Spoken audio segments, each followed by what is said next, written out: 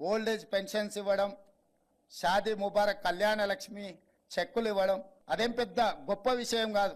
వయసుకు వచ్చినటువంటి ఆడపిల్లలకు పెళ్లిళ్లు చేయాలంటే తల్లిదండ్రులకు ఎంత కష్టమో ఎంత భారమో మనకు తెలిసిందే. అలాంటి వాళ్ళందరికీ కళ్యాణ లక్ష్మి, షాదీ ముబారక్ చాలా రకాలుగా ఉపయోగపడుతున్నాయి. కొన్ని జీవితాల్లో వెలుగులు నింపుతున్నాయి. నాకు ₹1,00,000 వల్ల నాకు కొన్ని సమస్యలు తొలగిపోయాయి.